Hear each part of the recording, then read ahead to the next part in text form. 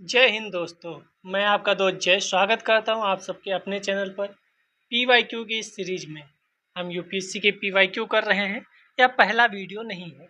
इससे पहले हिस्ट्री के सारे पीवाईक्यू प्रीलिम्स में जो आते हैं 2024 से 11 तक कंप्लीट कर चुके हैं। जियोग्राफी के भी 2024 से 2011 तक के सारे पीवाईक्यू कंप्लीट कर चुके हैं। अब हम कर रहे हैं पॉलिटी के पीवाईक्यू। पॉलिटी के पीवाईक्यू में भी ये तीसरा लेक्चर यानी 2 लेक्चर पहले से कंप्लीट हो चुके हैं। बहुत लोग देख रहे हैं, आप भी एक बार देखेंगे। अगर आप नए हैं तो आपको बहुत मज़ा आएगा, और अगर आप नए हैं तो थोड़ा सा विजिट करिए। एनसीईआरटी सीरीज भी चल रही है। बाकी आपको जो लगता है कि यूट्यूब पर सर ये चीज़ अच्छे से नहीं मिल रही है, आप कमेंट करिए, हम पूरा प्रयास करेंगे वह चीज़ आप तक लेक्चर्स के माध्यम से प्रोवाइड करा दी जाए। तो बिना समय गवाए शुरू करते हैं आज का अपना लेक्चर। तो 2024 के आज हमें विधायिका करनी है, लेजिस्लेचर, जहाँ से कितने क्वेश्चन आते हैं, 7 से लेकर 1 क्वेश्चन तक आया हुआ है। यानी 2024 में देखेंगे आप तो 7 क्वेश्चन आए हैं, 7 क्वेश्चन सिर्फ विधायिका से। अब आप सोच लीजिए 100 में 7 क्वेश्चन, 44 क्वेश्चन पे तो आदमी सिलेक्ट हो जाता है। ठीक है, इस समय के जो पेपर आ रहे हैं उसमें 44 45 पे, उसमें से 7 क्वेश्चन अगर आपके विधायिका के मिल जाएं तो आप कितने रिच कंटेंट के साथ जाएंगे कि आप 7 क्वेश्चन सही करें। ठीक है, पहला क्वेश्चन पढ़ने की कोशिश करिए आप भी, और हम भी पढ़ते हैं। कितना आसान क्वेश्चन था, लेकिन कई लोगों का गलत हुआ था। सीधे फैक्ट पूछा गया था कि दिसंबर 2023 तक भारत सरकार द्वारा कितने परिसीमन आयोग गठित किए गए हैं। आप जानते हैं जनगणना की बातें हो रही थी, तो परिसीमन आयोग की भी बातें हो रही थी। तो उसी चक्कर में ये क्वेश्चन पूछा गया। फिर वही करंट अफेयर्स से स्टैटिक वाला पोर्शन पूछ दिया गया। तो इसका आंसर 4 है। अभी तक 4 परिसीमन आयोग गठित हो चुके हैं। कब गठित हुए हैं तो एक 1952 में गठित हुआ था, फिर 1963 में गठित हुआ, फिर 1973 में गठित हुआ, फिर 2002 में गठित हुआ। ठीक है, दोबारा भी क्वेश्चन पूछा जा सकता है, क्योंकि परिसीमन और जनसंख्या दोनों अभी चर्चा में हैं। 2027-28 तक चर्चा में रहेंगे, तो कभी भी क्वेश्चन फिर से रिपीट हो सकता है। परिसीमन का तात्पर्य जनसंख्या में होने वाले परिवर्तनों के आलोक में किसी देश के क्षेत्रीय निर्वाचन क्षेत्रों की सीमाओं का निर्धारण करना है।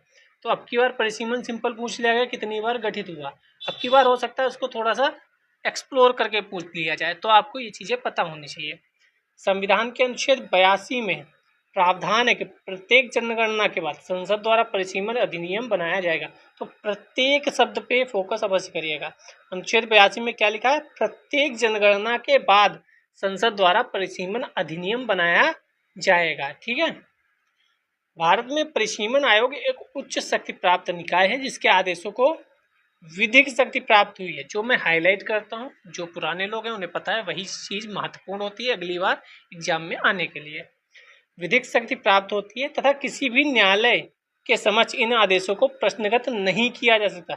ये लाइन बहुत महत्वपूर्ण है, क्योंकि अधिकतर चीज़ें न्यायालय में जा सकती हैं। अधिकतर चीज़ें मैंने बोला, अधिकतर चीज़ों की न्यायालय समीक्षा भी कर सकता है, न्यायिक समीक्षा भी कर सकता है, और वो सही है या गलत इस पर भी निर्णय दे सकता है। लेकिन ये जो परिसीमन आयोग की बातें हैं, इसको न्यायालय के समक्ष भी इन आदेशों को प्रश्नगत नहीं किया जा सकता। ये महत्वपूर्ण फैक्ट है। ठीक है, चलते हैं दूसरे क्वेश्चन की तरफ। लोकसभा में आचार समिति के संबंध में निम्नलिखित कथनों में से कौन सा सही है या गलत है? इस पे हमेशा सर्किल बना के रखिए, वरना 1-2 क्वेश्चन आपके गलत हो जाएंगे आते हुए। तो आचार समिति के बारे में बात की गई है। इसकी आचार समिति, वो भी लोकसभा की, प्रारंभ में यह एक तदर्थ समिति थी। दूसरा कह रहा है केवल कोई लोकसभा का सदस्य ही किसी लोकसभा सदस्य के अनैतिक आचरण से संबंधित शिकायत कर सकता है। तीसरा कह रहा है यह समिति किसी ऐसे मामले पर विचार नहीं कर सकती जो न्यायाधीन है। तो इनमें से कौन सा सही है? केवल 1 और 2, 2 और 3, 1 और 3, 1 2 3। तो इसका केवल 1 और 3 सही है, दूसरा गलत है। क्यों? क्योंकि केवल लग गया इसीलिए। ठीक है, पहला सही है कि ये पहले तदर्थ समिति थी, बाद में ये भी है कि न्यायाधीन जो है उस पर कोई विचार नहीं कर सकता। ये सबको पता होता है, आप नेताओं को भी सुनते देखते होंगे कि कोई पूछा गया क्वेश्चन तो उन्होंने कहा ये मामला न्यायालय में लंबित है, हम इस पर कोई टिप्पणी नहीं कर सकते। तो आप भी याद रखिएगा, आगे आप डीएम बनेंगे, एसडीएम बनेंगे, तो या अभी भी अगर आपके समझ कोई प्रश्न आता है तो आप यही कहिए कि देखो ये मामला न्यायालय में लंबित है, हम इस पर अभी कोई टिप्पणी नहीं कर सकते। आचार समिति पूछ लेते हैं, लेकिन यहाँ पर सिर्फ आचार समिति का परिचय नहीं देना है, आपको जितनी समितियाँ हैं वह सब आपको पढ़ के जाननी है एग्जाम में, ठीक है। इस समिति का गठन 1997 में राज्यसभा में, वर्ष 2000 में लोकसभा में किया गया था। 1997 में राज्यसभा में हुआ था और 2000 में लोकसभा में हुआ था। यह संसद के सदस्यों के लिए आचरण संहिता को लागू करती है, कदाचार के मामलों की जांच करती है और उचित कार्रवाई की सिफारिश भी करती है। इस प्रकार यह संसद में अनुशासन व शिष्टाचार बनाए रखने का कार्य करती है। यह एकमात्र समिति है, आप देखो एकमात्र पे हम गड़बड़ कर देते हैं मामला, लेकिन यहाँ पर एकमात्र सही है। कई बार एकमात्र कहा जाता है कि एक्सट्रीम है, उसको गलत की तरफ ले जाना चाहिए, लेकिन यहाँ पर एकमात्र सही है। एकमात्र समिति है जो लोकसभा के सांसदों के खिलाफ नागरिकों की शिकायतों की जांच करती है। लोकसभा के सांसदों के खिलाफ नागरिकों की शिकायतों की जांच कर रही, यानी मैं अपने सांसद महोदय के खिलाफ अगर शिकायत करूं तो ये लोकसभा की आचार समिति जो है, जो लोकसभा की आचार समिति है, वह क्या करेगी, इस पर शिकायत सुनेगी और जांच करेगी, ठीक है। लोकसभा में आचार समिति का इतिहास। लोकसभा के मामले में सदन के विशेषाधिकार समिति की एक अध्ययन समूह ने वर्ष 1997 में ऑस्ट्रेलिया, ब्रिटेन, अमेरिका का दौरा करने के बाद विधि निर्माताओं के आचरण व नैतिकता से संबंधित प्रथाओं की समीक्षा के लिए एक आचार समिति के गठन की सिफारिश की, लेकिन इसे लोकसभा द्वारा स्वीकार नहीं किया गया। ये पीवाईक्यू का व्याख्या पढ़ने का महत्व ये भी एक है कि आप जब कोर्स करते होंगे ना, वहाँ कुछ चीज़ें रह जाती होंगी, वह चीज़ें जो इम्पोर्टेंट हैं लेकिन रह जाती हैं, 2-4 पॉइंट, वह व्याख्या में आपके क्लियर हो जाते हैं, क्योंकि आप एकदम बर्डन नहीं उठा सकते। तो थोड़ा बहुत 90-95% आप पढ़ते हैं जो फाउंडेशन कोर्स करते हैं, उसमें जो 10-5% बच जाता है वो आप अन्य जगहों से करते हैं। कभी यूट्यूब पे आपने शॉर्ट वीडियो कोई देख लिया, कोई आपने टॉपिक जनरल नॉलेज के लिए पढ़ लिया, या आप पीवाईक्यू की एनालिसिस को देख लेते हैं। तो जो 10-5% बच जाता है ना फाउंडेशन में, वह आपका यहाँ से पूरा हो जाता है। तो व्याख्या को आप ये मत सोचेगा कि हटा दें इसे 2 मिनट में, काम की नहीं है, ये बहुत काम की चीज़ है, ठीक है, क्योंकि इसी से क्वेश्चन बार बार फ्रेम हो रहे हैं। मैंने इतने वीडियो बनाए, 20 से ज़्यादा वीडियो बन चुके हैं, उन सब में मैं बताता भी रहता हूँ, देखो ये पीवाईक्यू से आया, ये पीवाईक्यू से आया, बहुत चीज़ें डायरेक्ट आई हैं, बहुत चीज़ें इनडायरेक्ट आई हैं। चलिए, विशेषाधिकार समिति ने अंततः 13वीं लोकसभा के दौरान एक आचार समिति के गठन की सिफारिश की। स्वर्गीय अध्यक्ष जीएमसी बालयोगी ने वर्ष 2000 में एक तदर्थ आचार समिति का गठन किया। वर्ष 2015 में ही सदन का स्थायी हिस्सा बन गई। इसमें बहुत ज़्यादा महत्वपूर्ण आपको नहीं मिलेगा, क्योंकि मैंने इसीलिए हाईलाइट नहीं किया। बस आप पढ़ लेंगे तो अगर एग्जाम में आ भी गया तो आपका दिमाग में आ जाएगा कि हाँ ऐसा कुछ पढ़ा तो था। शिकायतों के लिए प्रक्रिया क्या है? तो शुरू में आचार समिति के नियमों के तहत एक प्रावधान था जो किसी भी भारतीय नागरिक को एक विधि निर्माता के खिलाफ शिकायत दर्ज करने की अनुमति देता था। शुरू में ऐसा था, लेकिन वर्ष 2014 में उप समिति ने सुझाव दिया इस तरह का प्रावधान किसी भी राजनीतिक प्रतिद्वंदी को कमजोर कर आधार पर विधि निर्माता के खिलाफ शिकायत दर्ज करने की अनुमति देगा। इसके बाद नियम को संशोधित कर प्रावधान किया गया। क्या ये महत्वपूर्ण? शिकायत एक विधि निर्माता के माध्यम से ही प्रस्तुत की जा सकती है। तो ये लाइन महत्वपूर्ण है आपकी।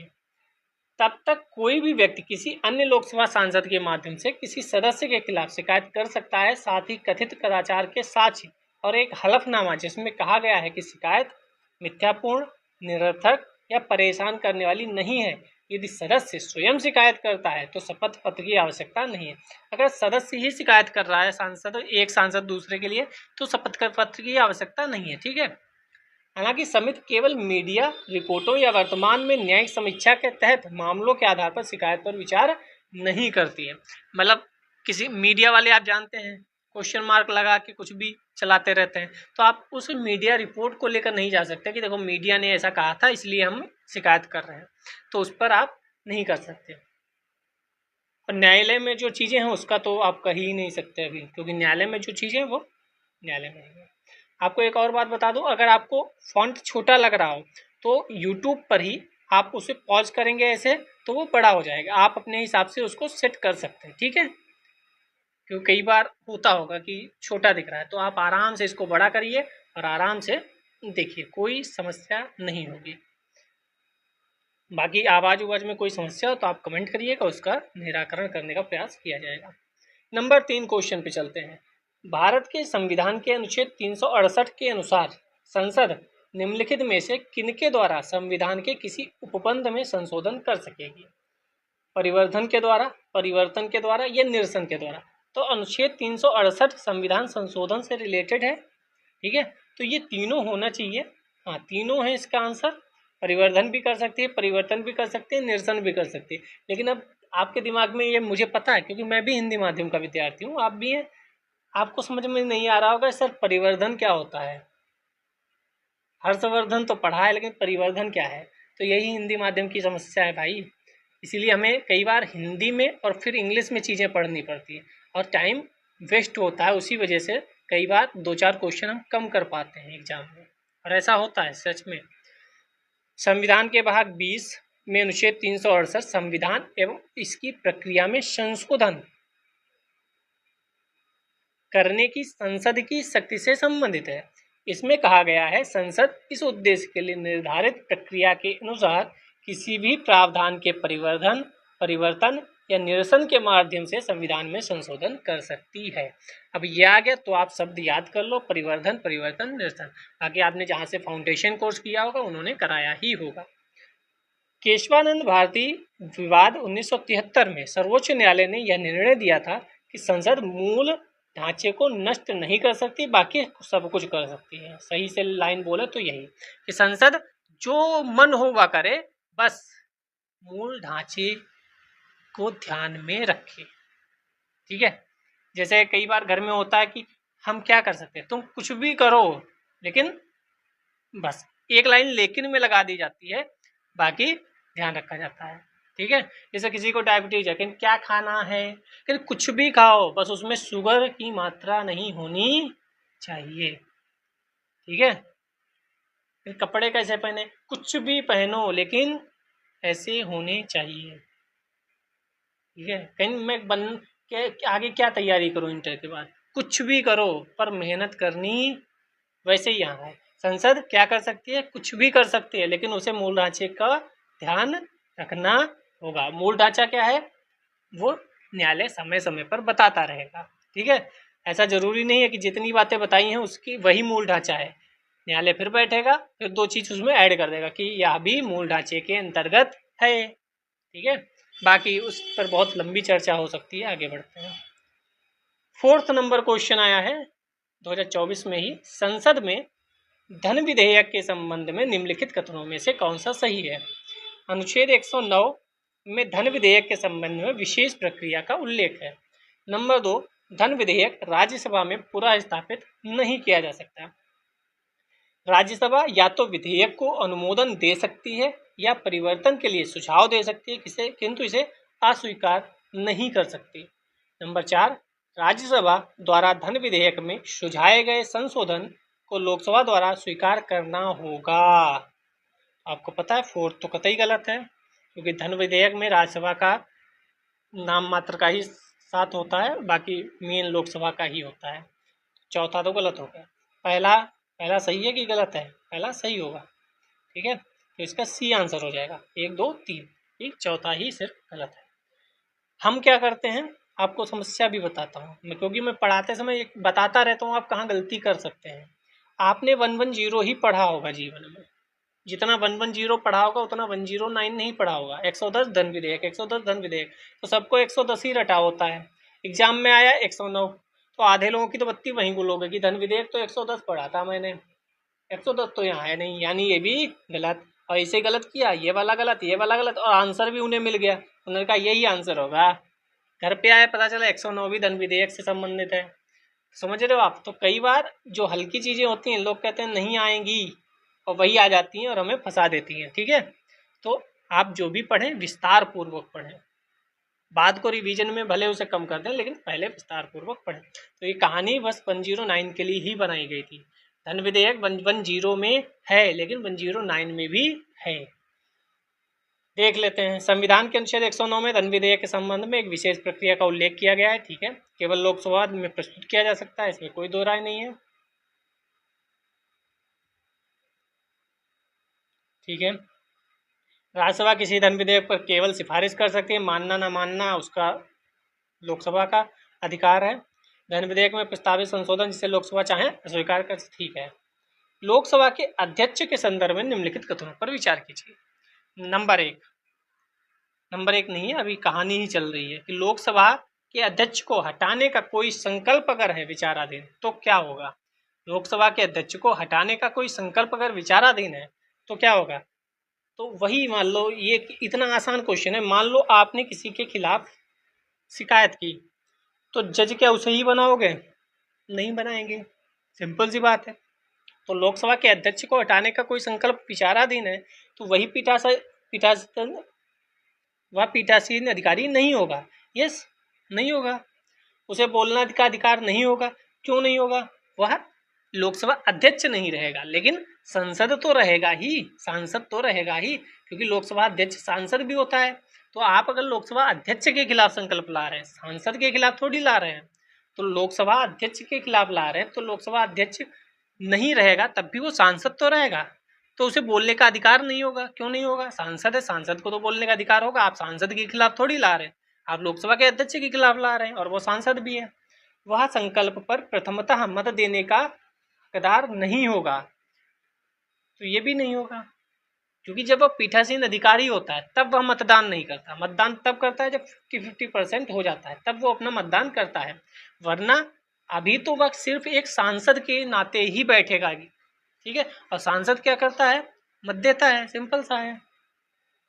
बाकी मैं देख लेता हूँ, मैं कोई केवल एक सही है। देखो मैंने सही बोला, यस, केवल एक सही है, दूसरा तीसरा गलत। तो ये कॉमन सेंस से भी हो सकता था अगर आपको बहुत ज़्यादा पता नहीं, हालांकि ये पता सबको होता है। ठीक है, भारत के संविधान के अनुच्छेद सही से याद कर लीजिएगा आप लोग, बहुत ज़्यादा कभी कभी दिक्कत कर जाते हैं। अनुच्छेद 96 के अनुसार लोकसभा की किसी भी बैठक में जब उपाध्यक्ष अध्यक्ष को उसके पद से हटाने का संकल्प विचाराधीन है तब उपाध्यक्ष अध्यक्ष उपस्थित रहने पर भी पीठासीन नहीं रहेगा, सिंपल सांसद की तरह वह सदन में बैठेगा। जब लोकसभा के अध्यक्ष उपाध्यक्ष को हटाने का कोई संकल्प विचाराधीन होगा, बोलने अन्यथा उसकी कार्रवाई में भाग लेने का अधिकार होगा। सांसद की तरह सबका सब अधिकार होंगे, सिंपल सी बात। आगे चलते हैं। भारतीय संसद के संदर्भ में निम्नलिखित कथनों पर विचार कर लेते हैं। लोकसभा में कोई लंबित विधेयक उसके विघटन हो जाने पर व्यपगत हो जाता है। लोकसभा में लंबित कोई विधेयक उसके विघटन हो जाने पर व्यपगत हो जाता है। दूसरा, लोकसभा द्वारा पारित राज्यसभा में लंबित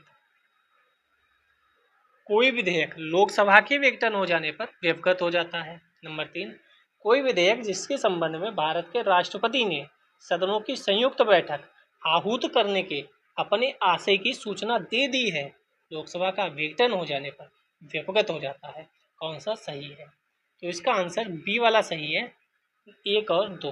तीसरा सही नहीं है, क्योंकि अगर राष्ट्रपति ने सदनों की संयुक्त बैठक आहूत करने के लिए अपने आशय की सूचना दी, लोकसभा का विघटन हो जाए, तब भी वह व्यपगत नहीं होता है।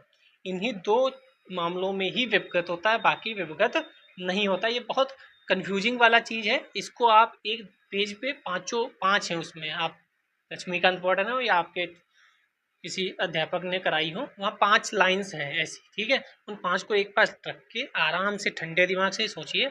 2 मामले में व्यपगत हो जाता है, एक लोकसभा में लंबित हो, दूसरा राज्यसभा में लंबित हो। ठीक है, तो बाकी सब में पारित होगा। लंबित बस याद रखो, इसलिए मैंने इन दोनों लंबित को सर्किल किया। लंबित अगर है लोकसभा राज्यसभा में तब व्यपगत हो जाएगा, वरना व्यपगत नहीं होगा। ठीक है, अनुच्छेद 107(5), 108(5) ये आप पढ़ ही लिए होंगे फाउंडेशन से। भारत के संसद के संदर्भ में निम्नलिखित कथनों पर विचार कीजिए। कर लेते हैं। भारत के राष्ट्रपति द्वारा किसी सदन के सत्र अवसान के लिए मंत्रिपरिषद के परामर्श की आवश्यकता नहीं है। नंबर 2, सदन का सत्रावसान सामान्यतः सदन के अनिश्चित काल के लिए स्थगित होने के पश्चात किया जाता है, किंतु भारत के राष्ट्रपति द्वारा उस सदन का सत्रावसान करने पर कोई वर्जन नहीं है जो सत्र में है। नंबर 3, लोकसभा का विघटन भारत के राष्ट्रपति द्वारा असाधारण परिस्थितियों को छोड़कर मंत्रिपरिषद के परामर्श से ही किया जाता है। तो इसमें कौन सा सही है? तो सी सही है, 2 और 3 सही है, पहला गलत है। क्यों गलत है? क्योंकि क्या लिखा है, भारत के राष्ट्रपति द्वारा किसी सदन के सत्रावसान के लिए मंत्रिपरिषद के परामर्श की आवश्यकता नहीं है।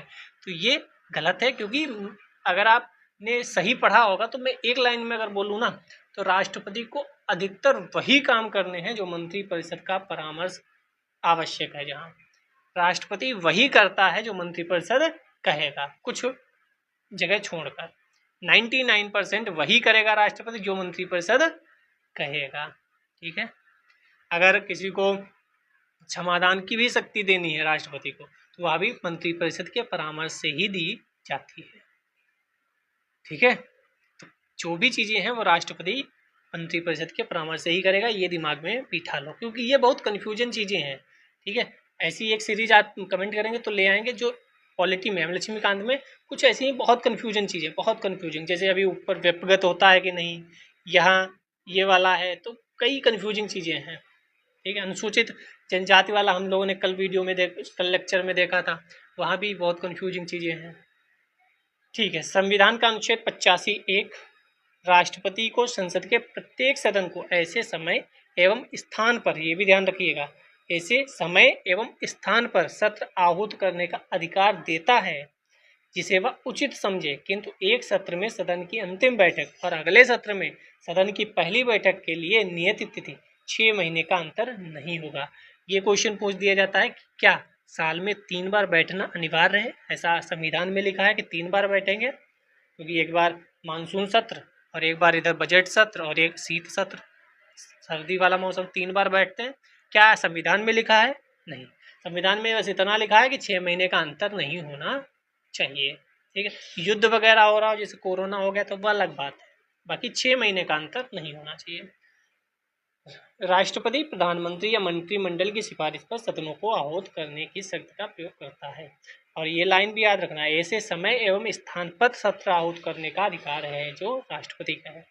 सत्रावसान सामान्यतः सदन की बैठक के अनिश्चित काल के लिए स्थगित होने के बाद होता है, यानी जो पीठासीन अधिकारी है वह कह देता है अब अनिश्चित काल के लिए सत्र खत्म हुआ, फिर बाद को राष्ट्रपति के पास जब बात पहुंचती है कि निश्चित काल के लिए स्थगित हो गया, तब राष्ट्रपति महोदय कह देते हैं कि अब सत्रावसान हो गया। ठीक है, निश्चित काल के लिए स्थगन और उसके सत्रावसान के बीच का समय अंतराल सामान्यतः 2 से 4 दिनों का होता है। यद्यपि ऐसे उदाहरण भी है जब सदन को उसी दिन स्थगित कर दिया गया जिस दिन उसे अनिश्चित काल के लिए स्थगित किया गया था। यह भी आवश्यक नहीं है कि दोनों सदनों का सत्रावसान एक ही दिन हो, मतलब ये आवश्यक नहीं है कि आज ही मैंने बोला आज ही आप बोलिए, नहीं, मैंने आज बोल दिया, अब आपका काम है, आप चलो। ठीक है, ऐसे उदाहरण है जब एक सदन को उसके अनिश्चित काल के लिए स्थगन पर स्थगित कर दिया गया जबकि दूसरे सदन को उसके अनिश्चित काल के लिए स्थगन पर स्थगित नहीं किया गया। राज्यसभा का 100, इतना हमें ये पढ़ने की आवश्यकता नहीं है। भारत में लोकसभा का कार्यकाल 5 वर्ष का होता है, लेकिन इसे पहले भी भंग किया जा सकता है, संविधान के अनुच्छेद 83(2)। इसकी बैठक के पहले दिन से 5 वर्ष पूर्व होने पर निचले सदन को भंग कर दिया जाता है। कब? पहले दिन से, ये ध्यान रखिएगा, पहले दिन से। चुनाव जीतने से 5 साल नहीं, चुनाव जीत गए उससे 5 साल, पहले दिन से। कई बार कंफ्यूजिंग होता है एग्जाम में। प्रधानमंत्री की सलाह पर राष्ट्रपति द्वारा निचले सदन को पहले भी भंग किया जा सकता है, तब भी भंग किया जा सकता है जब राष्ट्रपति को लगता है कि किसी सरकार के त्यागपत्र देने के बाद कोई व्यवहार्य सरकार नहीं बन सकती। तो ये सब आपने प्रेजेंटेशन में पढ़ा भी होगा, यहाँ रिवाइज हो जाता है आपका। भारतीय संविधान के अनुच्छेद 85 संसद के सत्र सत्रावसान और विघटन में क्या क्या कहा गया है? तो पहली बात कही गई है, राष्ट्रपति समय समय पर संसद के प्रत्येक सदन को ऐसे समय और स्थान जो वह ठीक समझे अधिवेशन के लिए आहूत करेगा, किंतु उसके एक सत्र की अंतिम बैठक आगामी बैठक के बीच में 6 मास का अंतर नहीं होगा। राष्ट्रपति समय समय पर सदनों को या किसी सदन का सत्रावसान कर सकेगा और लोकसभा का विघटन कर सकेगा। तो ये 7 क्वेश्चन थे जो 2024 में है। अब 2023 में देखो एक ही क्वेश्चन है, तो यही यूपीएससी है। ठीक है, कोई टफ, कोई इम्पोर्टेंट और ना इम्पोर्टेंट वाला यहाँ काम नहीं चलता, यहाँ सब कुछ इम्पोर्टेंट ही है। ठीक है, 2023 का क्वेश्चन देख लेते हैं। भारतीय संसद में वित्त विधेयक और धन विधेयक के संदर्भ में निम्नलिखित कथनों पर विचार कीजिए। धन विधेयक पर अभी इधर भी क्वेश्चन आया था, आपने देखा था यहाँ पे, ये वाला चौथा नंबर क्वेश्चन धन विधेयक पर था। ठीक है, फिर धन विधेयक 2023,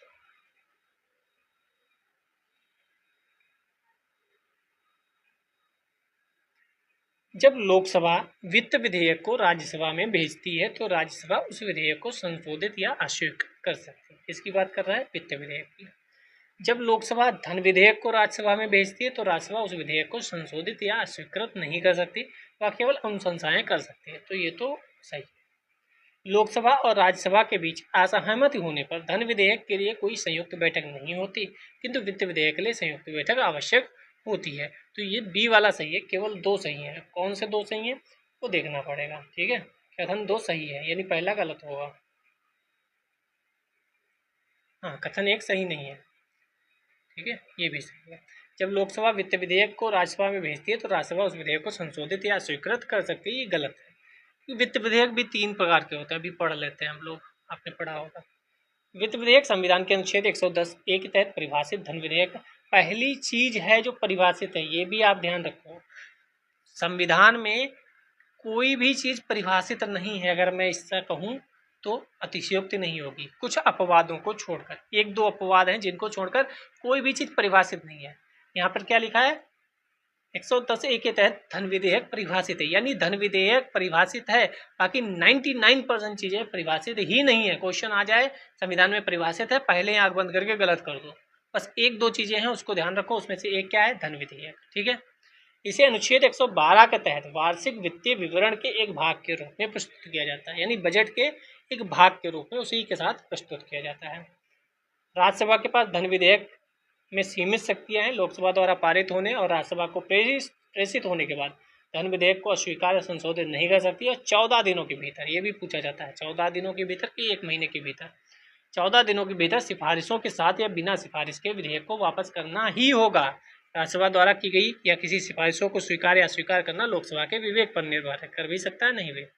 महत्वपूर्ण ये है, वित्त विधेयक के धन विधेयक की सभी शर्तों के अधीन होने के कारण राज्यसभा केवल इस पर सिफारिशें कर सकती है।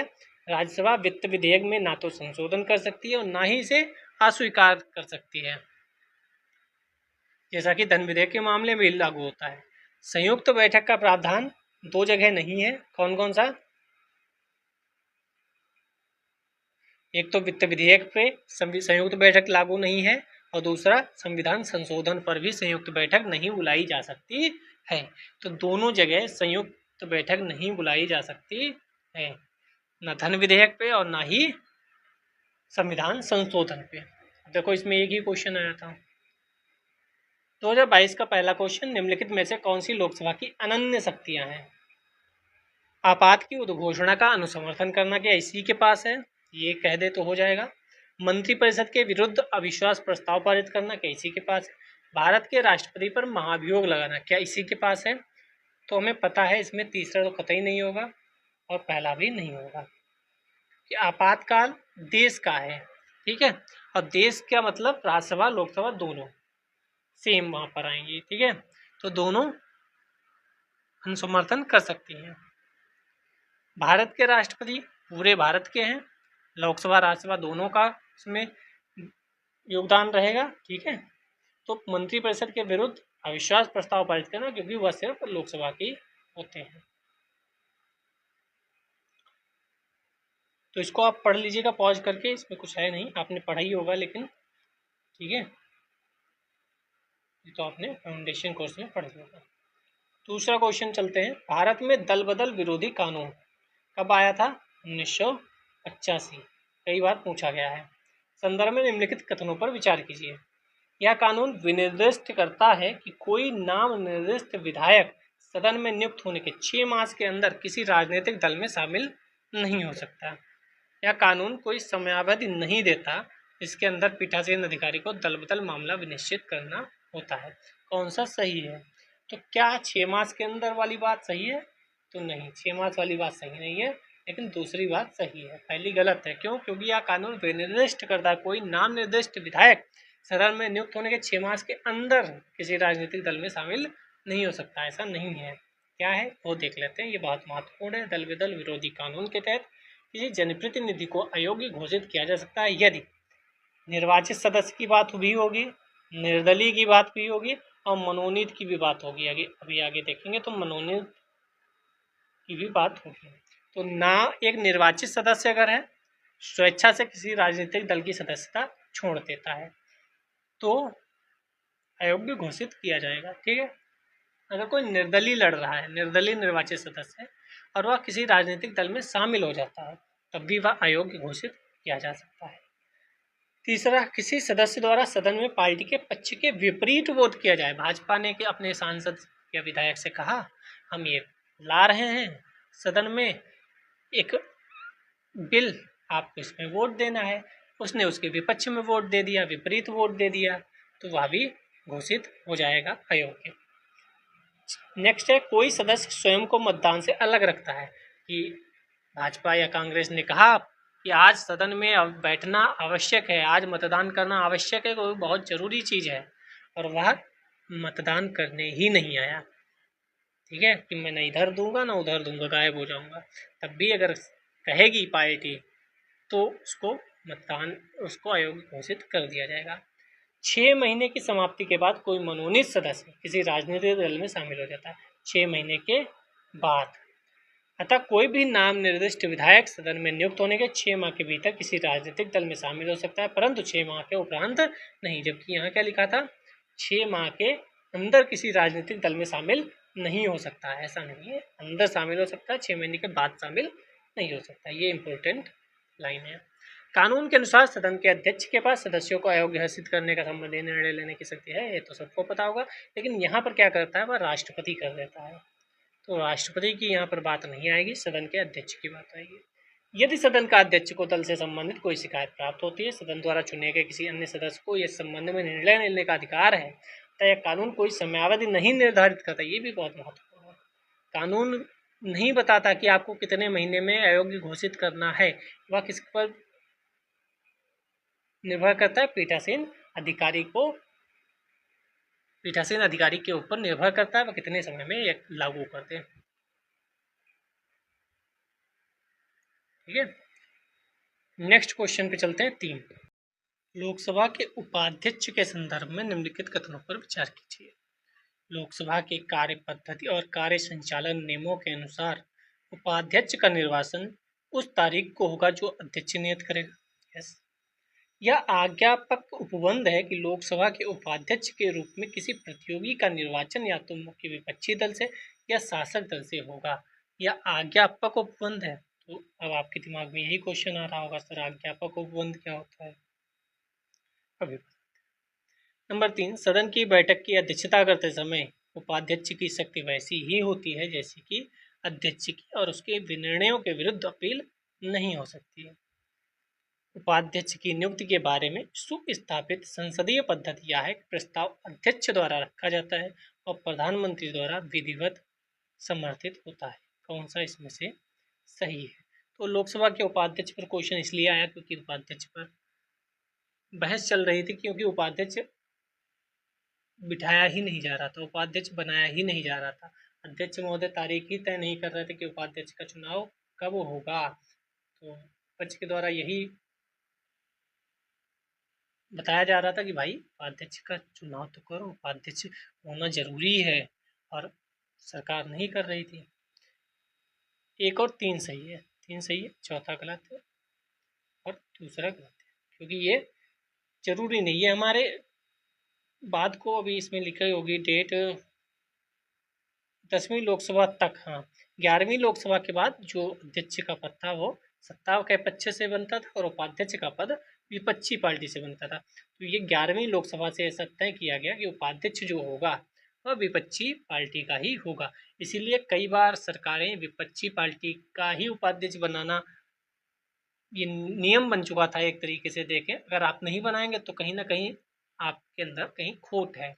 ऐसा कहा जा सकता है। इसीलिए उपाध्यक्ष का चुनाव ही नहीं करा रहे थे, ठीक है। और उपाध्यक्ष का चुनाव नहीं करा रहे थे तो विपक्ष हमलावर था कि भाई उपाध्यक्ष का चुनाव कराओ। उपाध्यक्ष का चुनाव कराना है तो परंपरा चलती आ रही है कि विपक्ष का होगा, और आपने विपक्ष का अगर उपाध्यक्ष बनाया और अध्यक्ष अगर नहीं है उस समय उपस्थित, उपाध्यक्ष सत्तासीन पीठासीन है, और आपने कोई अपना बिल पेश किया और उसमें उस पीठासीन अधिकारी ने कुछ इधर उधर कर दिया, क्योंकि इंसान है, तो इस डर से शायद सरकारें न बनाती हों उपाध्यक्ष, सोचती हों छोड़ो कौन लफड़े में पड़े। चौथा क्या है, उपाध्यक्ष की नियुक्ति के बारे में सुस्थापित संसदीय पद्धति यह है, प्रस्ताव अध्यक्ष द्वारा रखा जाता है, प्रधानमंत्री द्वारा विधिवत समर्थित होता है। ये भी गलत है। क्यों? उपाध्यक्ष का चुनाव लोकसभा ही अपने सदस्यों में से करती है। स्पीकर के चुनाव के बाद डिप्टी स्पीकर का चुनाव होता है।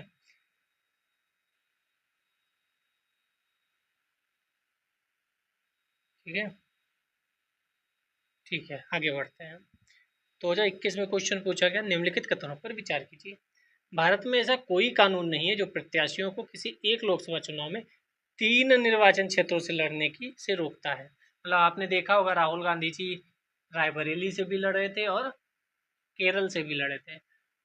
स्टार्टिंग में जो प्रधानमंत्री नरेंद्र मोदी जी आए थे तो वह वडोदरा से भी चुनाव लड़े थे और वाराणसी से भी चुनाव लड़े थे। 2 जगह से चुनाव लड़ते हैं अधिकतर बड़े नेता, कि कहीं से अगर एक जगह से हार जाऊं, जैसे राहुल गांधी जी रायबरेली से हार गए थे तो उनके पास दूसरी सीट तब भी सुरक्षित थी, वह सांसद बन चुके थे केरल वाली सीट से। ठीक, तो भारत में ऐसा कोई कानून नहीं है जो प्रत्याशियों को किसी एक लोकसभा चुनाव में 3 निर्वाचन क्षेत्र से लड़ने से रोकता है।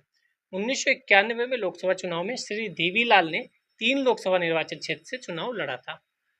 वर्तमान नियमों के अनुसार क्या चल रहा है? वर्तमान नियमों के अनुसार यदि कोई प्रत्याशी किसी एक लोकसभा चुनाव में कई निर्वाचन क्षेत्रों से चुनाव लड़ता है तो उसकी पार्टी को उन निर्वाचन क्षेत्रों के उपचुनाव का खर्च उठाना चाहिए। ऐसे ही बकवास कहीं नहीं की गई है, जिन्हें अपने खाली हुए सर तो कुछ नहीं है। ठीक है, तीसरा अगर हम गलत कर रहे हैं तो ये भी गलत, ये भी गलत। सही क्या होगा? ये क्या दो? तो इसके आप देख सकते हैं स्टार बना हुआ है। स्टार का मतलब आयोग ने इसको मूल्यांकन से बाहर कर दिया। क्यों? पढ़ लेते हैं इसकी क्या क्या क्या कह रही है। लोक प्रतिनिधित्व अधिनियम 1951 की धारा 33(7) के प्रावधानों के अनुसार कोई व्यक्ति 2 से अधिक लोकसभा क्षेत्रों से प्रत्याशी नहीं बन सकता। अतः कथन एक सही नहीं है, क्योंकि उसमें क्या लिखा था? 3 निर्वाचन क्षेत्रों से लड़ने से रोकता है, तो ये गलत हो गया। यानी आंसर होना चाहिए 2 होना चाहिए। लेकिन निर्वाचन आयोग की वेबसाइट पर उपलब्ध चुनाव परिणाम डाटा के अनुसार देवीलाल 1991 में चुनाव में केवल हरियाणा के रोहतक लोकसभा क्षेत्र से चुनाव लड़े थे। हालांकि वह 1989 में 3 सीटों से लड़े थे। अगर हम 1991 की बात करें तो ये भी गलत हो गया। अगर यहाँ पर 1989 होता तो सही होता। ठीक है, तो 2 भी गलत हो गया। चुनाव सॉरी आंसर क्या होगा? कुछ नहीं। तो आप समझ रहे हो किसका पेपर है ये? यूपीएससी। यूपीएससी संघ लोकसभा आयोग क्या है? संवैधानिक संस्था। समझ रहे हो आप? अब प्रश्न नहीं बनाया जा रहा। संसदीय व्यवस्था वाली सरकार वह होती है जिसमें संसद के सभी राजनीतिक दलों का सरकारों में प्रतिनिधित्व होता है। या संसदीय व्यवस्था वाली सरकार वह होती है जिसमें सरकार संसद के प्रति उत्तरदायी होती है और उसके द्वारा हटाई जा सकती है। या सरकार लोगों के द्वारा निर्वाचित होती है और उनके द्वारा हटाई जा सकती है। सरकार संसद के द्वारा चुनी जाती है किंतु निर्धारित समय अवधि के पूर्व उसे हटाया नहीं जा सकता। तो आप अपने यहाँ की संसदीय व्यवस्था देख लो। क्या हम लोग चाहें तो सरकार को हटा सकते हैं? अभी कहें कि नहीं हटो हटो हटो, हटा सकते? नहीं हटा सकते। गलत। डी कह रहा है सरकार संसद के द्वारा चुनी जाती है किंतु निर्धारित समयावधि के पूर्ण होने के पूर्व हटाई नहीं जा सकती। तो ऐसा होता है क्या? बहुमत अगर सिद्ध नहीं कर पाए आप तो 10 दिन के बाद भी हट सकते हो। महाराष्ट्र वाला आप देखिए, पिछली बार का जो हुआ था वहाँ देवेंद्र फडणवीस जी 15 दिन शायद बने थे मुख्यमंत्री, फिर हट गई थी सरकार। पहला कह रहा है संसद के सभी राजनीतिक दलों को सरकारों में प्रतिनिधित्व होता है। अपने यहाँ सभी दलों का है। क्या कांग्रेस सरकार में है? नहीं है, तो अपने आप भी आंसर सही हो गया। कई बार क्वेश्चन क्या सही है वह ना देखो, कौन सा हम गलत कर सकते हैं वह भी देखा करो। ठीक है, तो पीवाईक्यू से आप यही सीखेंगे कहाँ पर कैसी अप्रोच के साथ हमें चलना है। ठीक है, इसमें कुछ पढ़ने वाला नहीं होगा। आगे चलते हैं। निम्नलिखित कथनों पर विचार कीजिए, कर लेते हैं। भारत के संविधान के अनुसार कोई भी ऐसा व्यक्ति जो मतदान के लिए योग्य है किसी राज्य में 6 माह के लिए मंत्री बनाया जा सकता है, तब भी जबकि उसका राज्य के विधानमंडल का सदस्य नहीं है। सही है। लोक प्रतिनिधित्व अधिनियम के अनुसार कोई भी ऐसा व्यक्ति जो दांडिक अपराध के अंतर्गत दोषी पाया गया है और जिसे 5 वर्ष के लिए कारावास का दंड दिया गया, चुनाव लड़ने के लिए स्थायी तौर पर निरर्हत हो जाता है, भले ही वह कारावास से मुक्त हो गया हो। यह भी सही होगा? नहीं, दोनों गलत है। ये सही नहीं है। यहाँ क्या लिखा था? भारत के संविधान के अनुसार कोई भी ऐसा व्यक्ति मतदान के लिए योग्य है 6 माह के लिए मंत्री बनाया जा सकता है, तब भी जबकि उस राज्य के विधानमंडल का सदस्य नहीं है।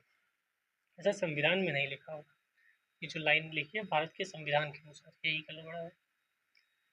अनुच्छेद 200, तो इसमें आप देख सकते हैं यहाँ क्या लिखा है। यहाँ गलत क्या है? जो अर्हता है नहीं, मतदान के लिए योग्य होना चाहिए, ये गलत है। कोई भी ऐसा व्यक्ति जो मतदान के लिए योग्य है, तो ऐसा कहीं नहीं लिखा है, ठीक है, कि वह योग्य हो या ना हो। यहाँ सीधे क्या लिखा है? यहाँ लिखा है अंतर्गत कोई मंत्री 6 माह तक बिना राज्य विधानमंडल की सदस्यता के अपने पद पर बना रह सकता है। बस इतनी बात लिखी है। वह मतदान दे सकता है या नहीं, वह 50 साल का है या नहीं, वह 20 साल का है या नहीं, ऐसा कहीं पर कुछ नहीं लिखा है, ठीक है। केवल क्या लिखा है? कोई मंत्री 6 माह तक बिना राज्य विधानमंडल की सदस्यता के अपने पद पर बना रह सकता है, ठीक है। यहाँ पर अर्हता के संबंध में संविधान में कोई स्पष्ट प्रावधान नहीं है, ठीक है।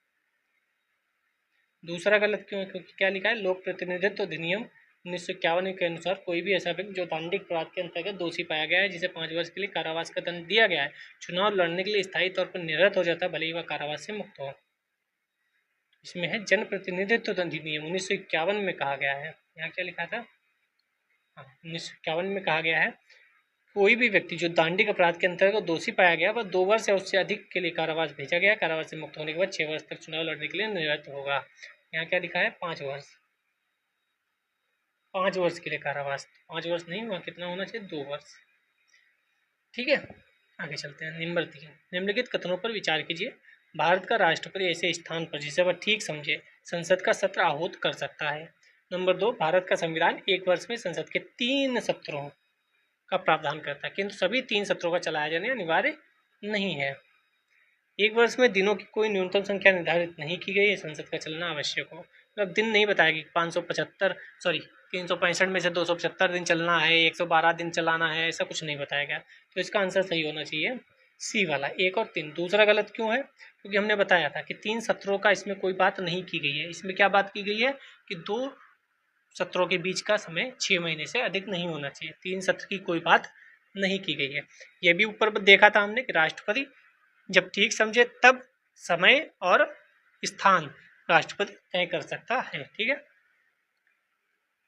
यहाँ दिनों की संख्या भी निर्धारित नहीं की गई। तो ये सब मैंने बता ही दिया था, तो इसको फिर से पढ़ने की आवश्यकता नहीं है। राज्यसभा की लोकसभा के समान शक्तियाँ किस क्षेत्र में? कहाँ राज्यसभा लोकसभा की समान शक्तियाँ? तो ये सिंपल सा क्वेश्चन डायरेक्ट था संविधान के संशोधन करने के विषय में। संविधान संशोधन में दोनों इक्वल हैं, कहीं दोनों जगह लाया जा सकता है, दोनों की समान शक्तियाँ, दोनों के समान 2/3 बहुमत से पास होगा, तो दोनों जगह संविधान संशोधन के लिए ठीक है। और संविधान संशोधन में कोई भी संयुक्त बैठक नहीं बुलाई जा सकती, ये भी ध्यान रखिएगा। अलग अलग पारित होना अनिवार्य है। अगर ऐसा क्वेश्चन आ जाए संविधान संशोधन लोकसभा और राज्यसभा में अलग अलग पारित होना अनिवार्य है, तो यस अनिवार्य ही है, वो भी 2/3 बहुमत से। कौन से 2/3? कुल सदस्य संख्या के बहुमत और जो उपस्थित हैं मत देने वाले सदस्य हैं उनकी 2/3 बहुमत। बहुत इंपॉर्टेंट है। वित्त मंत्री संसद में बजट प्रस्तुत करते हुए उसके साथ अन्य प्रलेख भी प्रस्तुत करते हैं जिनमें बृहद आर्थिक रूप विवरण सम्मिलित रहता है। पूर्वोक्त लेख निम्न आदेशन के कारण प्रस्तुत किया जाता है। कौन कौन से हैं? तो ये सिंपल सा है, अभी हमने पढ़कर आए हैं कि राजकोषीय उत्तरदायित्व और बजट प्रबंधन अधिनियम 2003 के प्रावधानों के कारण ऐसा है। तो ये क्वेश्चन कभी कभी ऐसा आ जाता है, वरना जनरली नहीं आता। आगे चलते हैं। भारत के किसी राज्य की विधानसभा के संदर्भ में निम्नलिखित कथनों पर विचार कीजिए। कर लेते हैं। वर्ष के प्रथम सत्र के प्रारंभ में राज्यपाल सदन के सदस्यों के लिए रूढ़िगत संबोधन करता है। यस। जब किसी विशिष्ट विषय पर राज्य विधानमंडल के पास कोई नियम नहीं होता तो उस विषय पर वह लोकसभा के नियम का पालन करता है। ऐसा नहीं है, यह ऐसा ऐसा ही है, दोनों सही है। वर्ष के प्रथम सत्र के प्रारंभ में राज्यपाल सदन को संबोधित करता है, ऐसा इसमें कोई दो राय नहीं है। जब चुनाव हो जाता है, पहली सरकार बनती है, तब भी ऐसा होता है, ठीक है। राष्ट्रपति वैसा करते हैं। और जब किसी विशिष्ट विषय पर राज्य विधानमंडल के पास कोई नियम नहीं होता तो उस विषय पर वह लोकसभा के नियम का पालन करता है, ठीक है। तो अनुच्छेद 209 याद रखिएगा। तो बाकी तो ऊपर वही है, ठीक है, इसमें कोई दोहराई नहीं। निम्नलिखित कथनों पर विचार कीजिए। संसद निरहरता निवारण अधिनियम 1959 कई पदों को लाभ का पद के आधार पर निरहरता से छूट देता है। नंबर 2, उपयुक्त अधिनियम 5 बार संशोधित किया गया था। अब सोचो, ऐसा भी पूछ सकता है कि कौन सा अधिनियम कितनी बार संशोधित किया गया। शब्द लाभ का पद भारत के संविधान में भली भांति परिभाषित है। क्या मैंने बोला था, चीज़ें परिभाषित है। और ये इसलिए 5 बार संशोधित करने को पूछा, पता क्यों? क्योंकि वो पूछ ही नहीं रहा आपसे कि आपको पता है कि नहीं पता है 5 बार संशोधित कर, आपको पता है कि नहीं इसमें छूट है कि नहीं। वो सिर्फ आपसे क्वेश्चन ये पूछना चाहता था। अब तीसरे नंबर के जो स्टेटमेंट है, इस क्वेश्चन को पूछने के लिए उसे 2 स्टेटमेंट और रखने पड़े। अब तीसरा अगर आपको पता है तो आप सही आंसर कर ले जाएंगे। क्यों? क्योंकि जैसे तीसरा गलत होगा और आपका 1 और 2 सही हो जाएगा। अभी मैंने ऊपर ही बोला था 99% चीज़ें भारत के संविधान में परिभाषित नहीं है। एक्सेप्शन क्या है? धन विधेयक एक्सेप्शन है, और एक आध हो सकता है और हो जो मैंने नहीं पढ़ा है, लेकिन बाकी चीज़ें परिभाषित नहीं है। तो वह सिर्फ आपसे क्या पूछना चाहता था कि जो लाभ का पद है वो परिभाषित है कि नहीं। तो ये पूछने के लिए उसने 2 स्टेटमेंट और डाल दिए। अब आदमी यहीं फंस जाएगा कि ये क्या चल रहा है, होगा कि नहीं होगा, 5 बार संशोधित हुआ है, 8 बार संशोधित हुआ है। तो इससे डरना मत। कई बार वह आपसे वह चीज़ पूछना ही नहीं चाहता जहाँ पर आप फंसे हैं कि 5 बार संशोधित हुआ कि 8 बार। वह आपसे पूछना चाहता है सिंपल कि लाभ का पद संविधान में परिभाषित है या नहीं। जैसे ही आप कहेंगे परिभाषित नहीं है, तुरंत तीसरा गलत होगा, सब गलत हो जाएंगे और आपका 1 और 2 आंसर आ जाएगा। आपको नहीं पता 5 बार संशोधित हुआ कि 8 बार। समझ में आया यहाँ पर कैसे क्वेश्चन अटेम्प्ट करने हैं? ठीक है। बाकी इसमें कोई इतना बताने वाला नहीं था, जो बताने वाला था वो मैंने बता दिया। धन विधेयक फिर से आ गया। अब देखो कितनी बार धन विधेयक आया। तो धन विधेयक का ABCDEFG Z तक सब कंप्लीट करके रखिएगा। कौन सा कथन सही नहीं है? नहीं है। अगर आप नहीं है पर नहीं टिक करते तो गलत हो जाता। किसी बिल को धन विधेयक तब माना जाएगा जब इसमें केवल किसी कर के अधिरोपण, उन्मूलन, माफी, परिवर्तन या विनियमन से संबंधित प्रावधान हो। धन विधेयक में भारत की संचित निधि एवं भारत की आकस्मिकता निधि की अभिरक्षा से संबंधित उपबंध होते हैं। धन विधेयक भारत की आकस्मिकता निधि से धन विधेयक के विनियोजन से संबंधित होता है। धन विधेयक भारत सरकार द्वारा धन के उधार लेने या कोई प्रत्याभूत देने के विनियमन से संबंधित होता है। तो कौन सा सही नहीं है? तो इसका सी वाला पार्ट सही नहीं है, ये गलत है। ये गलत है। क्यों गलत है? क्योंकि धन विधेयक भारत की आकस्मिकता निधि के धन के विनियोजन से संबंधित नहीं है, बल्कि किससे संबंधित है?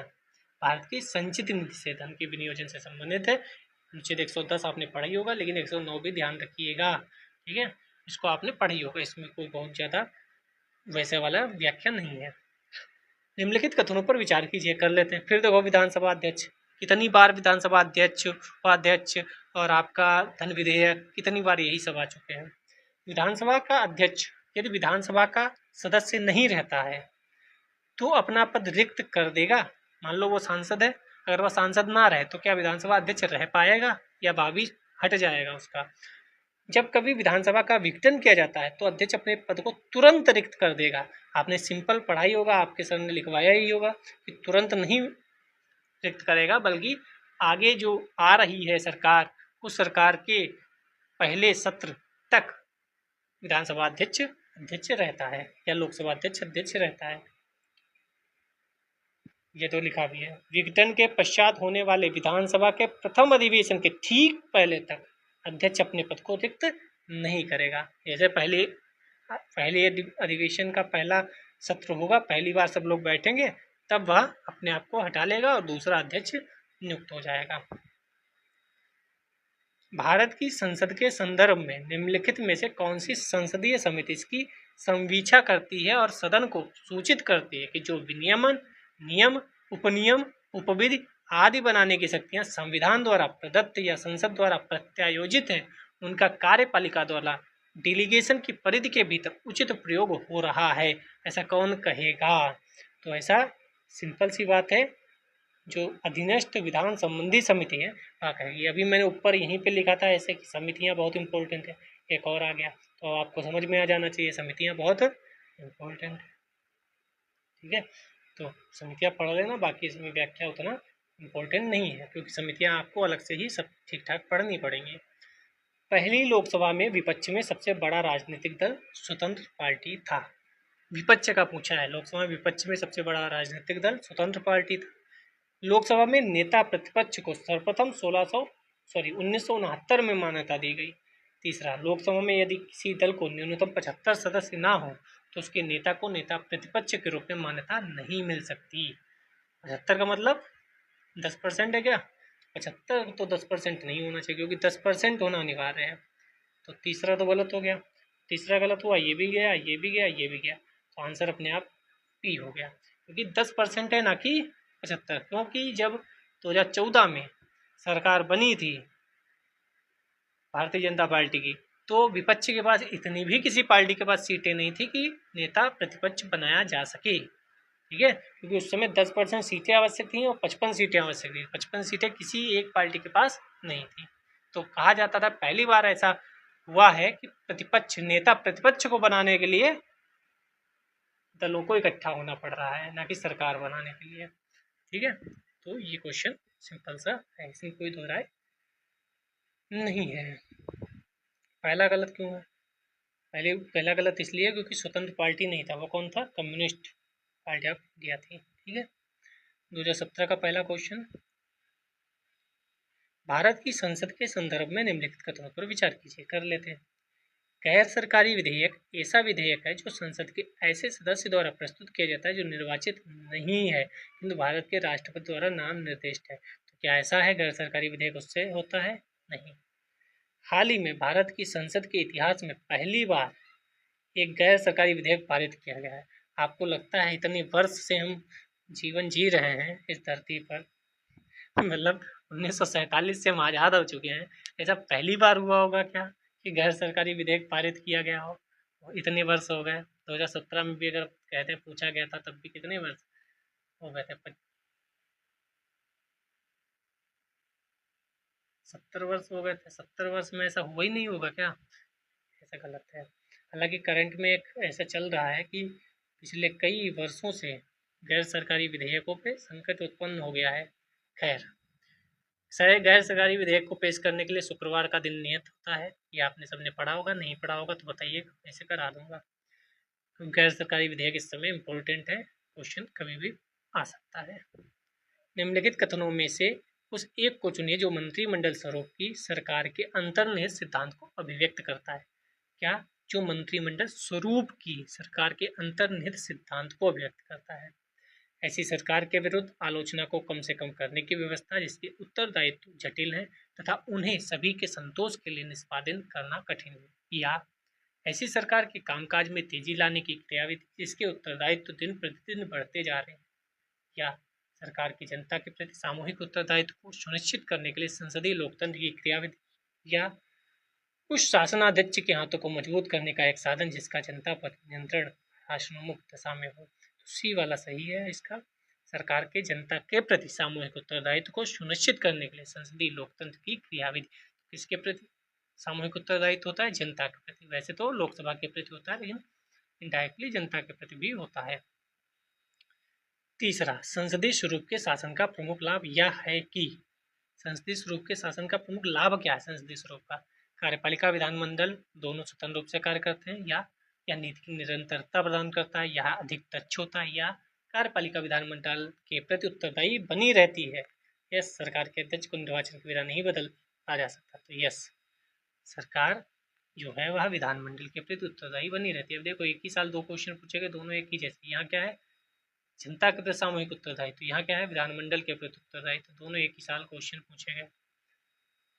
भारत की संसद किनके द्वारा मंत्रिपरिषद के कृत्यों के ऊपर नियंत्रण रखती है? स्थगन प्रस्ताव, प्रश्नकाल, अनुपूरक प्रश्न, तीनों के द्वारा। ठीक है, तीनों की वजह से सरकार को थोड़ा सा फंसाया जा सकता है, ये कह सकते हैं। मंत्रिपरिषद को थोड़ा सा पसीना लाया जा सकता है।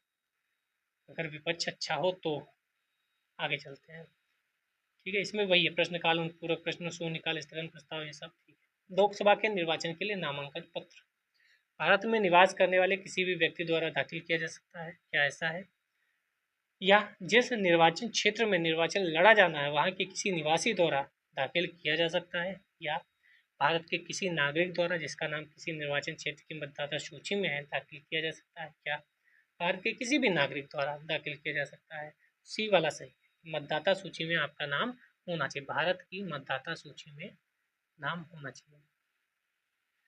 किसी भी निर्वाचन क्षेत्र से उससे लेना देना नहीं है। अब राहुल गांधी जी 2 जगह से चुनाव लड़े थे, रायबरेली से और केरल से। तो क्या उनकी मतदाता सूची दोनों जगह में नाम होगा? क्या रायबरेली में भी उनका नाम होगा और केरल में भी? नहीं, एक ही जगह मतदाता सूची में नाम होगा, लेकिन भारत के अंदर ही किसी न किसी निर्वाचन सूची में नाम होगा उनका। ठीक है, जरूरी नहीं है आप जहाँ से चुनाव लड़ रहे हैं उसी क्षेत्र से क्षेत्र में आप मतदाता हो, लेकिन भारत की किसी न किसी क्षेत्र में आप मतदाता होना आवश्यक है। भारत में किसी न किसी जगह मतदाता हो। निम्नलिखित कथनों पर विचार कीजिए। कर लेते हैं। लोकसभा अथवा राज्यसभा की विधानसभा के निर्वाचन में जीतने वाले उम्मीदवार को निर्वाचित घोषित किए जाने के लिए मतदान को कम से कम 50% होना आवश्यक है। ऐसी कहीं बात नहीं की गई है। भारत के संविधान में अधिकाधिक उपबंधों के अनुसार लोकसभा में अध्यक्ष का पद बहुमत वाले दल को जाता है तथा उपाध्यक्ष का पद विपक्ष को जाता है। संविधान में अधिक कथित उपबंधों के अनुसार ऐसा है क्या? नहीं है। अभी हम ऊपर देख के आए थे, परंपरा के अनुसार है ना कि संविधान में ये बात लिखी गई है। तो पढ़ के आए हैं। तो देखो इसमें भी 6 क्वेश्चन पूछे गए इस साल। 6 क्वेश्चन, तो कभी 6, कभी 7, कभी 1, कभी 2, वेरिएशन हमेशा रहेंगे। निम्नलिखित कथनों में कौन सा सही है? सही है गलत है तो सर्किल करो हमेशा। लोकसभा में लंबित कोई विधेयक उसके सत्रावसान पर व्यक्त हो जाता है। मैं नहीं कहूँगा PYQ रिपीट होते हैं, आप खुद जान गए, अभी हमने करके आए पहला क्वेश्चन और फिर से व्यक्त वाला आ गया। लोकसभा में लंबित कोई विधेयक उसके सत्रावसान पर व्यक्त हो जाता है। राज्यसभा में लंबित कोई विधेयक जिसे लोकसभा ने पारित नहीं किया है लोकसभा के बुलेटिन पर व्यक्तित नहीं होता है। तो इसका आंसर बी होगा। तो दूसरा सही है, पहला गलत है। लोकसभा में लंबित कोई विधेयक उसके सत्रावसान पर व्यक्तिगत हो जाता है, ये गलत है। ठीक है, तो ये मैंने पहले ही बोला है कि आप ढंग से इसका नोट्स बना लें। आगे चलते हैं। राष्ट्रहित में भारत की संसद राज्य सूची के किसी भी विषय पर वैधिक शक्ति प्राप्त कर लेती है। इसके लिए एक संकल्प लोकसभा द्वारा अपनी संपूर्ण सदस्यता के साधारण बहुमत से पारित कर लिया जाए, गलत। लोकसभा द्वारा गलत। राज्यसभा द्वारा अपनी संपूर्ण सदस्यता के साधारण बहुमत से पारित कर दिया जाए, गलत। और राज्यसभा द्वारा अपने उपस्थित और मतदान देने वाले 2/3 बहुमत से पारित कर दिया जाए तो सरकार जो लोकसभा है वह इस पर नियम बना सकती है। सीधी लाइन में बोले, अगर राज्यसभा किसी राज्य सूची के विषय पर 2/3 बहुमत से पारित कर दे तो वह लोकसभा द्वारा उस पर नियम बनाए जा सकते हैं। लेकिन कितने महीनों के लिए, कितने साल के लिए, ये भी महत्वपूर्ण है, ये आपके नोट्स में दिया होगा। नेक्स्ट, राज्यसभा में धन विधेयक। फिर से धन विधेयक। अब आपको धन विधेयक सुनते सुनते दिमाग खराब हो गया हो कि धन विधेयक कितना आता है। राज्यसभा में धन विधेयक को स्वीकार करने या संशोधित करने की कोई शक्ति निहित नहीं है। राज्यसभा अनुदानों की मांगों पर मतदान नहीं कर सकती। राज्यसभा में वार्षिक वित्तीय विवरण पर चर्चा नहीं हो सकती।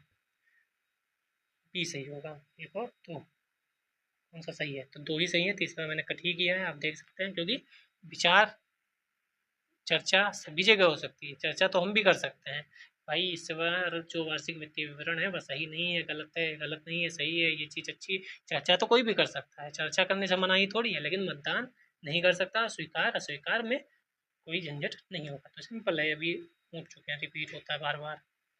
निम्नलिखित कथनों पर विचार कीजिए। भारत में किसी राज्य की विधान परिषद आकार में उस राज्य की विधानसभा के आधे से अधिक बड़ी हो सकती है, गलत। किसी राज्य का राज्यपाल उस राज्य की विधान परिषद के सभापति को नाम निर्देशित करता है, ऐसा होगा क्या? गलत, क्योंकि वह उन्हीं में से चुना जाता है। ठीक है, ये भी आप पढ़ के आए होंगे कि राज्यपाल से कोई लेना देना नहीं होता है। ठीक है, उन्हीं में से कोई सदस्य होता है जिसको चुन लिया जाता है। भारत में संसदीय प्रणाली की सरकार है क्योंकि लोकसभा जनता द्वारा प्रत्यक्ष रूप से निर्वाचित होती है, या संसद संविधान में संशोधन कर सकती है, या राज्यसभा को भंग किया जा सकता है, नहीं किया जा सकता है, या मंत्रिपरिषद लोकसभा के प्रति उत्तरदायी होती है। तो उत्तरदायित्व वाले क्वेश्चन कई आ चुके हैं, आपने ऊपर देखा 2 क्वेश्चन, जनता के प्रति उत्तरदायित्व, लोकसभा के प्रति उत्तरदायित्व, यहाँ भी लोकसभा के प्रति उत्तरदायित्व आ गया क्वेश्चन। नंबर 4 चलते हैं। इसमें मैंने इसलिए नहीं बताया, ये सब आप पढ़े हुए हैं, इसलिए नहीं ज़्यादा समय बर्बाद करें, क्योंकि आज वीडियो लंबा बन जाता है। विधायी का थोड़ा ज़्यादा क्वेश्चन है उस पर। संघ की सरकार यूनियन गवर्नमेंट के संदर्भ में निम्नलिखित कथनों पर विचार कीजिए। कर लेते हैं। राजस्व विभाग संसद में प्रस्तुत किए जाने वाले केंद्रीय बजट को तैयार करता है। क्या राजस्व विभाग तैयार करेगा? ठीक है। बजट भारत की संसद के प्राधिकरण के बिना कोई धन भारत की संचित निधि से निकाला नहीं जा सकता। यस। पहला तो गलत है, राजस्व विभाग का क्या लेना देना बजट से। पहला गलत होगा तो ये गलत हो गया, ये गलत हो गया। लोकसभा से किए जाने वाले सभी संवितरणों के लिए भारत की संसद के प्राधिकरण की आवश्यकता होती है, क्या ऐसा है? नहीं, ऐसा नहीं है, प्राधिकरण की आवश्यकता नहीं होती, केवल 2 सही है। नंबर 5 चलते हैं। जब संसद के दोनों सदनों की संयुक्त बैठक में कोई विधेयक रेफर किया जाता है तो इसे किसके द्वारा पारित किया जाना होता है? उपस्थित तथा मत देने वाले सदस्यों का साधारण बहुमत, 3/4 बहुमत, 2/3 या पूर्ण बहुमत। साधारण बहुमत ही काफ़ी होता है इसको पारित करने के लिए। इसमें भी आपने पढ़ी होगा, इसमें कोई बहुत ज़्यादा दो राय नहीं है। इसमें भी देखो आप 2013 में कितने क्वेश्चन है, 5 क्वेश्चन पूछेगा। 2014 का पहला क्वेश्चन देख लेते हैं। भारत में अविश्वास प्रस्ताव के विषय में निम्नलिखित कथनों में विचार कीजिए। भारत के संविधान में किसी अविश्वास प्रस्ताव का कोई उल्लेख नहीं है, क्या ऐसा है? अविश्वास प्रस्ताव केवल लोकसभा में ही पूर्वासित किया जा सकता है, क्या ऐसा है? यस, दोनों सही होने चाहिए कि केवल लोकसभा में ही प्रस्तावित होगा और उल्लेख नहीं है। संविधान में किसी अविश्वास प्रस्ताव का उल्लेख नहीं है। हाँ, भारत के संविधान में उल्लेख नहीं है, ये ध्यान रखिएगा, ये बहुत महत्वपूर्ण चीज है, ये लाइन बहुत महत्वपूर्ण है। भारत के संविधान में किसी अविश्वास प्रस्ताव का उल्लेख नहीं है। ठीक है, आगे चलते हैं। नेक्स्ट चलते हैं, दूसरा नंबर क्वेश्चन। निम्नलिखित में कौन सी एक सबसे बड़ी संसदीय समिति है? तो कौन सी सबसे बड़ी होनी चाहिए? लोक लेखा, प्राक्कलन, सरकारी उपक्रम या याचिका समिति? तो आप भी जानते हैं प्राक्कलन समिति सबसे बड़ी है। दो महत्वपूर्ण सबसे ज्यादा है, लोक लेखा और प्राक्कलन।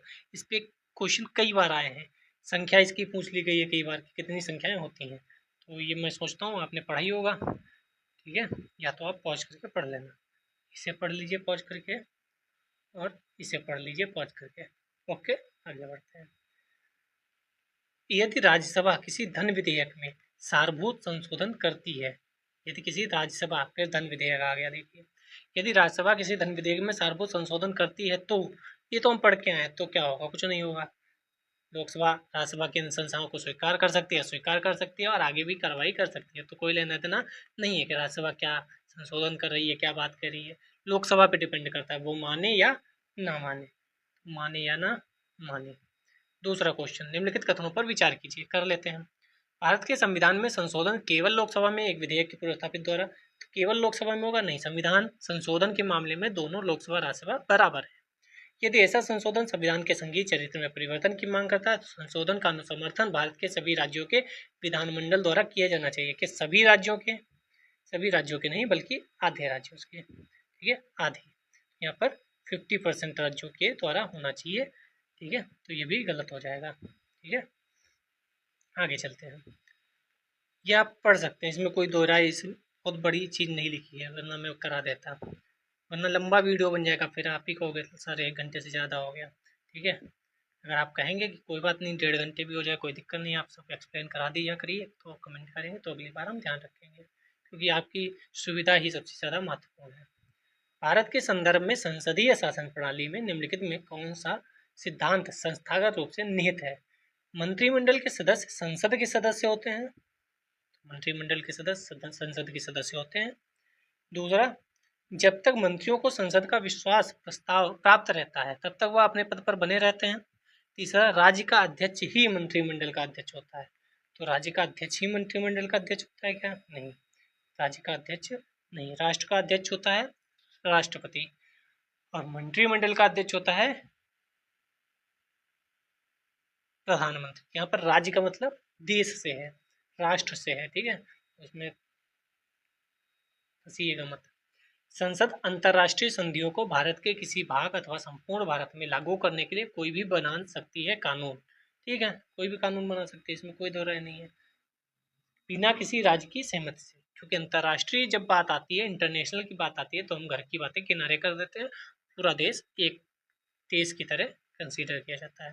तो बिना किसी राज्य की अनुमति से अंतर्राष्ट्रीय संधियों के लिए कानून बनाया जाएगा। ठीक है, 5th क्वेश्चन, आगे चलते हैं।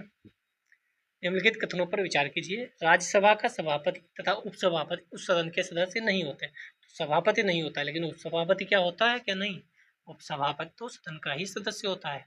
सभापति जो होते हैं वो उपराष्ट्रपति होते हैं, वह राज्यसभा के सदस्य नहीं होते, लेकिन उपसभापति जो है वह सदस्य होता है राज्यसभा का। जबकि राष्ट्रपति के निर्वाचन में संसद के दोनों सदनों के मनोनीत सदस्यों को मतदान का कोई अधिकार नहीं होता, उनको उपराष्ट्रपति के निर्वाचन में मतदान का अधिकार होता है। जी हाँ, ये सही है। ठीक है, तो आपने पढ़ा भी होगा राष्ट्रपति में, मैं तो एक ही लाइन याद रखता हूँ, राष्ट्रपति का निर्वाचन होना है तो निर्वाचित सदस्य ही भाग लेंगे। कहाँ के? दोनों के, लोकसभा, राज्यसभा, विधानसभा, विधानमंडल, सबके निर्वाचित लोग। ठीक है, मनोनीत कोई भाग नहीं लेता है। और जब उपराष्ट्रपति की बात आएगी तो वहाँ राज्यसभा के मनोनीत सदस्य भी भाग लेंगे। ठीक है, आगे चलते हैं।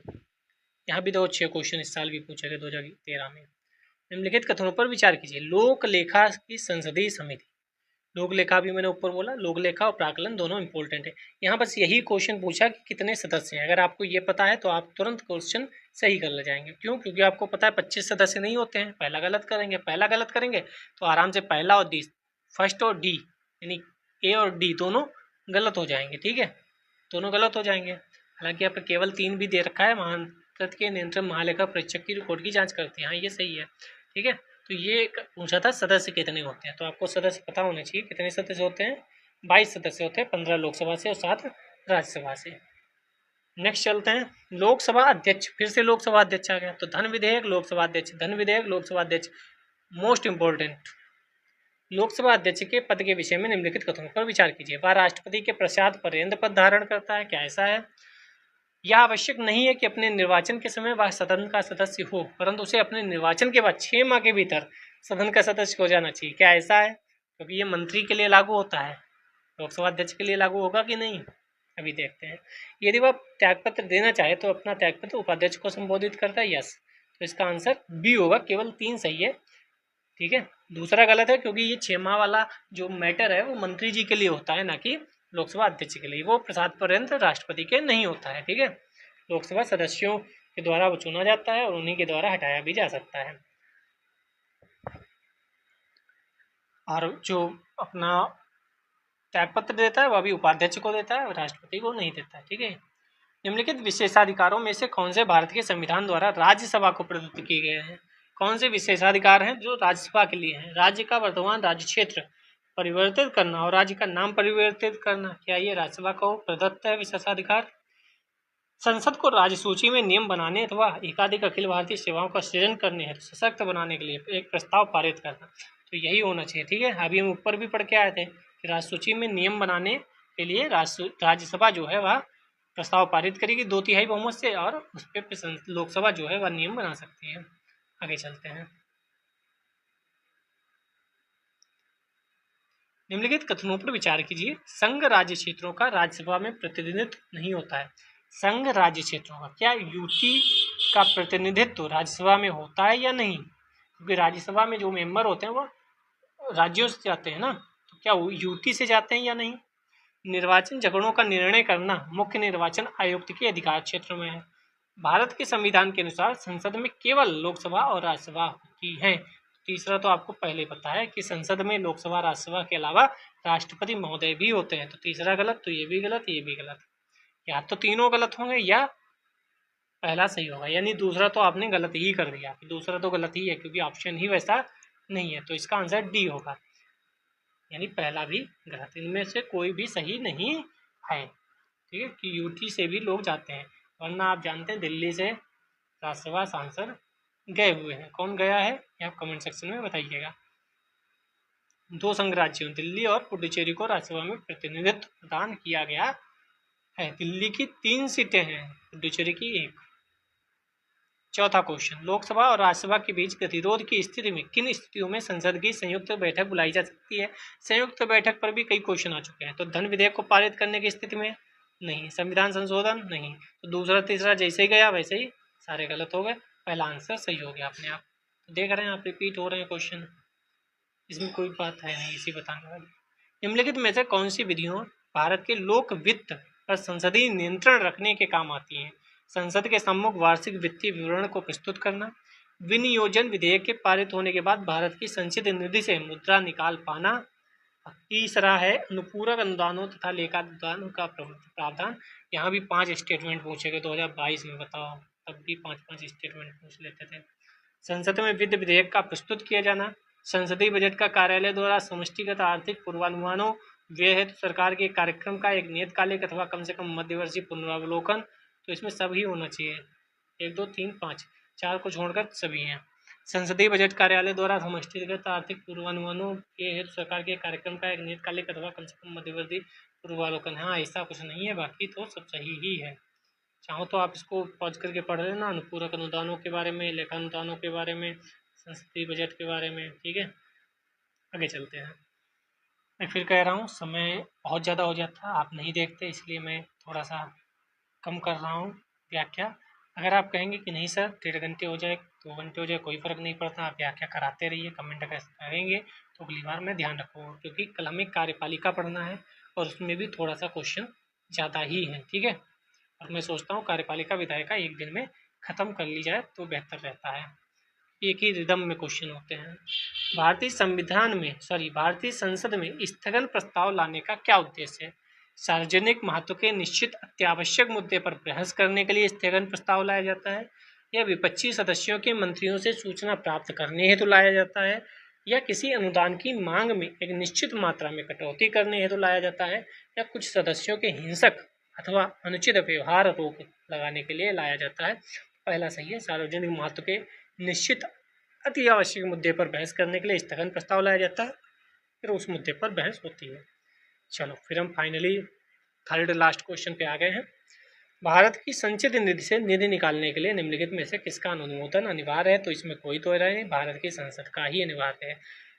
बाकी आप इसे पढ़ लेंगे, पढ़ा ही होगा आपने, इसमें इतना टफ कोई चीज़ फंसाने वाली नहीं है। यदि वार्षिक संघीय बजट लोकसभा द्वारा पारित नहीं होता है तो क्या होगा? सरकार चली जाएगी। और क्या होगा? डी वाला, प्रधानमंत्री अपनी मंत्रिपरिषद का त्याग पत्र पेश कर देता है। अगर बजट पेश नहीं कर पाए इसका मतलब आपके पास संख्या बल नहीं है। तीसरा, करों और सरकारी कामकाज के निर्वाह में हुई अन्य प्राप्तियों से संघीय सरकार को प्राप्त हुआ समूचा राजस्व क्या कहलाता है? तो ये सी, भारत की संचित निधि में जमा होता है राजस्व। ये तो सिंपल सा ही क्वेश्चन था, इसमें कोई दोहराई नहीं है। अनुच्छेद याद रखिएगा 266(1). तो यहाँ पर हमारा खत्म होता है। कमेंट कर ही दिया होगा, मैं बीच में लाइक कमेंट नहीं बोलता हूँ, उम्मीद करता हूँ आपने कर दिया होगा। आप बहुत अच्छे लोग हैं, बहुत लाइक कर रहे हैं, मज़ा आ रहा है। आप पढ़ते रहिए, और आपको जो लगे कि सर ऐसा चीज़ नहीं हो रही, यूट्यूब पर समझ नहीं आ रही, आप कमेंट करिए, मैं उसकी वीडियो आपके समझ प्रस्तुत करूँगा। कल हम पढ़ेंगे एवरग्रीन टॉपिक कार्यपालिका, जहाँ से मल्टीपल नंबर क्वेश्चन आते हैं। जय हिंद, जय भारत।